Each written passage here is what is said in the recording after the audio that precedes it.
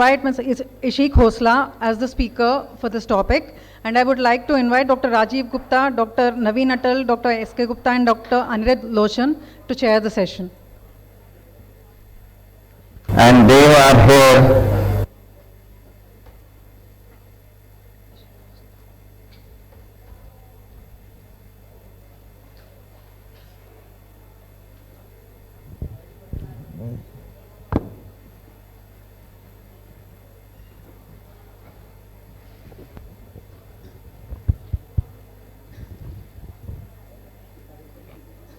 Well, today this is the first session of the afternoon program, and a very important program because the whole symposia or the whole today's program was based on nutrition and as its theme. And we have a very celebrated nutritional expert, world known, and she's the promoter of wholesome foods, and she has been a pioneer in telling us about what we can achieve from our basic foods and not go by simply, those highly specialized proteins or things like those. She's one of those types who has really worked hard on our Indian nutrition and Indian foods, what we can use in our daily needs. She is a very well experienced lady, and she has lots of successes to herself. And I'll not hold much time between you and her, and I'll request Mrs. Ishi Khosla to start her proceedings.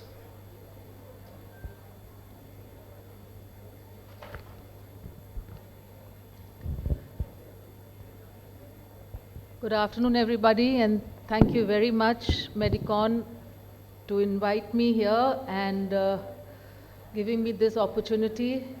It's really a privilege and an honor to be speaking to such an enlightened audience and on a subject which interests everybody today.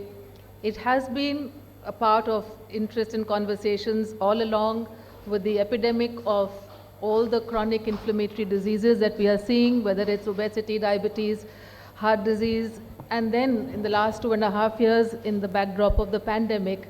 I think everybody is clued in today, even when those who were indifferent to eating and had an attitude, ke khao piyo mast raho, those people also are now tuned in. So thank you very much for giving me this opportunity. And this is probably going to be the shortest delivery I'm going to be making. 8 minutes is what I have got.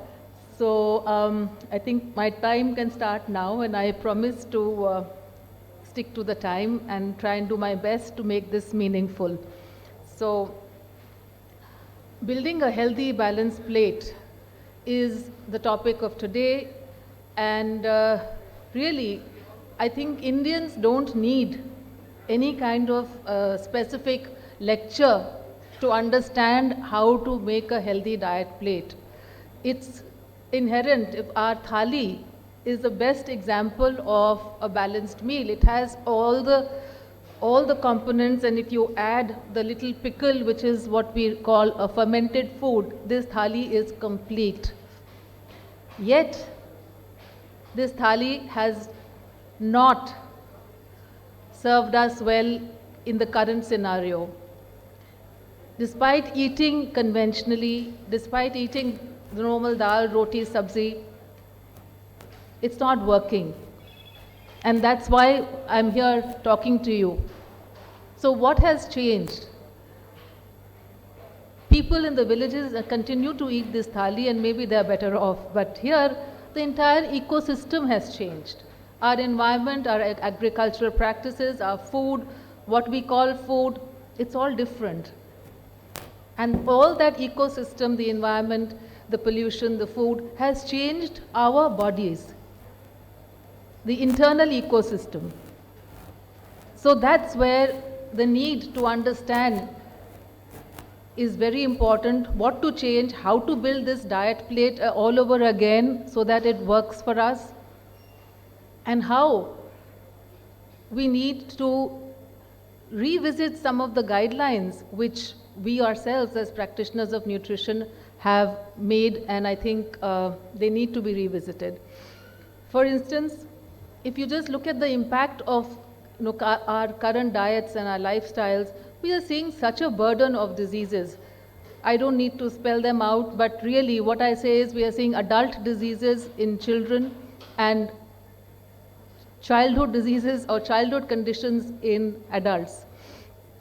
And let's face it, as nutritionists, as practitioners of this area of food, we have made some big blunders.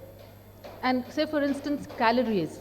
Calories was a tool for us, for practitioners, and may not have been such a great idea to make the public aware of nutrients, trying to educate them about calories, proteins, fats, vitamins. I think it's really a big blunder because it's difficult to put perspective and context of all of these things.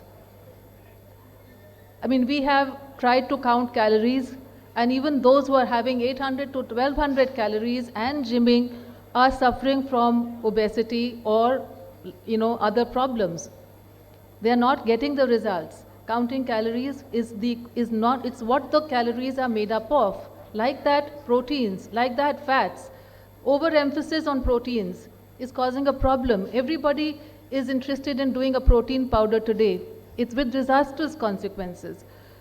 And fats, we brushed all fats as one. All saturated fats were treated as one. Cholesterol became a bad word. We all started having egg whites.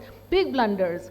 So I think what I'm here to tell you is we need to communicate properly, communicate simply to the public at large. We need to talk food.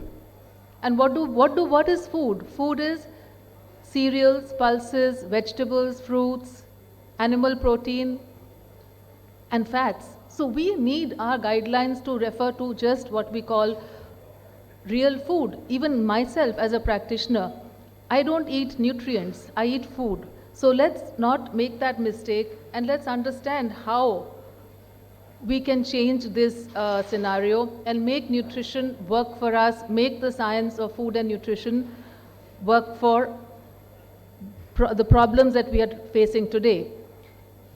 So this is the plate which I am sure all of you are aware of, and we say that the half plate should be vegetables and fruits and divide the rest of it. So we all know it.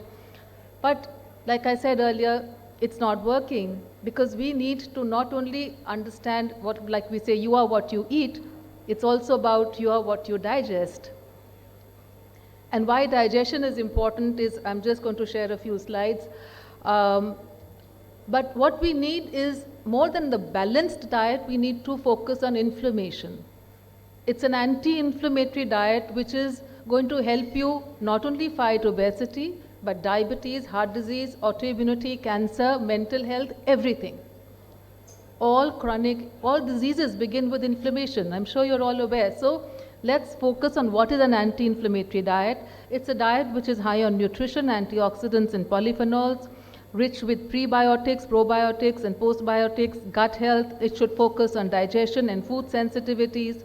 It should be rich in good fats, adequate in protein, fiber and fluids, should have a low glycemic index and controlled carbohydrates without trans fats and processed foods or minimum amount of processed foods, with controlled alcohol and an anti-inflammatory lifestyle, the AI lifestyle, which includes yoga, meditation and aerobic activity. So this is a 4G, what I call the connectivity. It's literally will help you join the dots.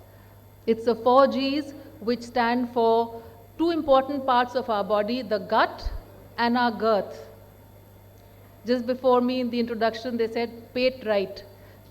Actually, because that is pro-inflammatory. Having a belly is pro-inflammatory. So watch the girth, watch your gut, and the two important things in food include the grains that you eat, what kind of cereals, and how much sugar do you have, or carbohydrates you have. So that's gut, grain, glucose, and girth in any order, and that's the connectivity which is important.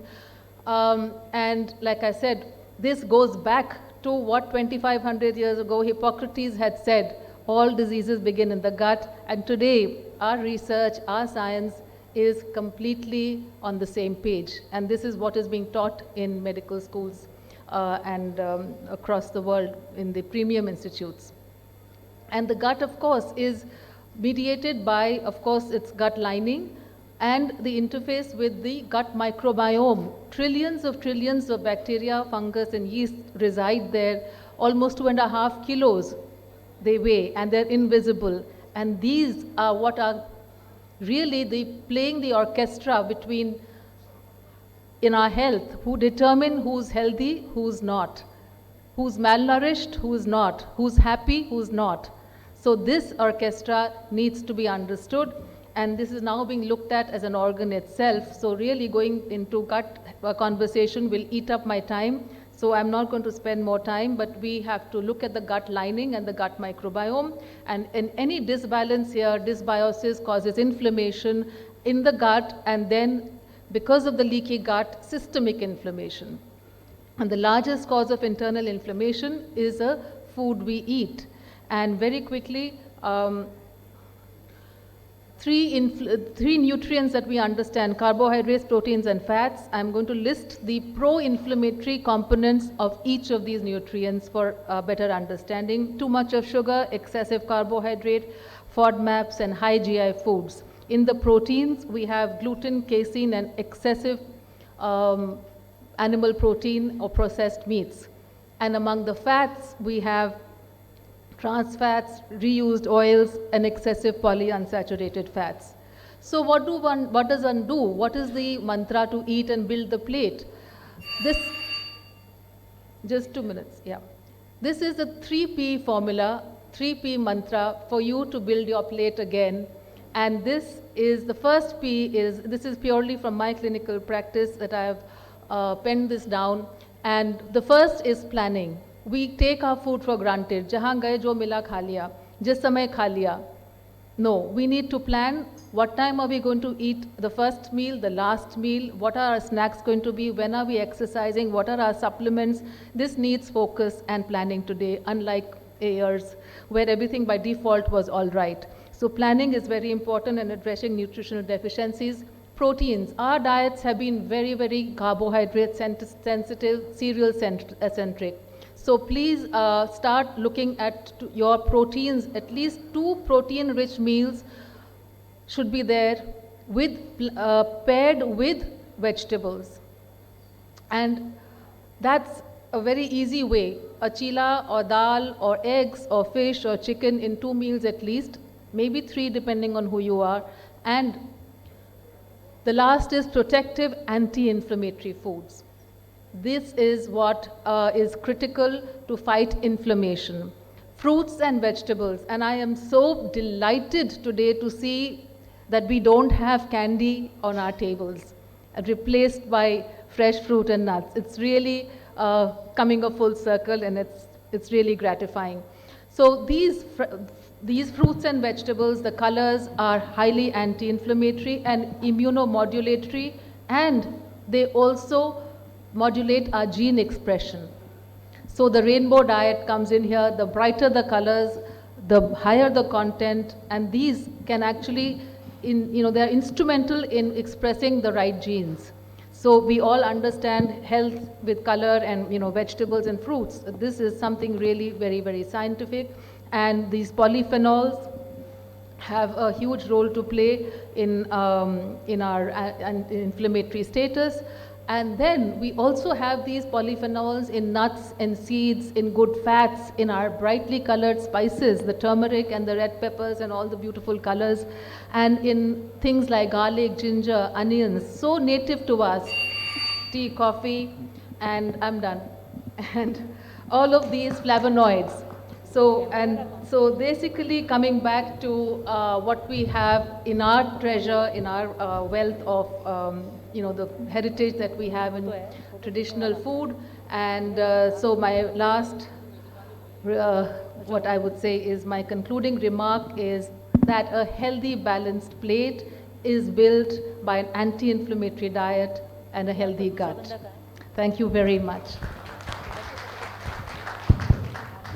Thank you, ma'am. That was a very precise and concise manner that you. Just a minute, ma'am. Just a minute, ma'am. Please have a seat. A very concise manner you put the salient features and gave us a very good input at how to manage our diet. I have one question. You see, we are all suggesting half a plate, half a plate. Of course, our thali system is a very good system, and we always have thali in the afternoon as well as in the dinner time, and we can incorporate all these things in that. But what about breakfast? Breakfast, all of us are either having parathas or we are having breads. So how do we go for the half a plate? Yes, good question, Dr. Rajiv. That's why the 3 Ps that become protein centric, which means you first have your protein in your breakfast paired with vegetable, and the cereal is going to be, like I said, plan the cereal timing and the intake and the choice. So that depends on whether you want it for breakfast or you want it for lunch or you want it for dinner. And if your requirements are all 3 meals, then you plan it accordingly. So breakfast can be vegetables or fruits, or vegetable juice and fruits, and paired with a protein. And the cereal can be, up and down. So that's a very simple way of dealing with the guidelines which I've just suggested. So half plate is when you have a whole buffet in front of you, right? And then you have multiple choices, and that's when you make that.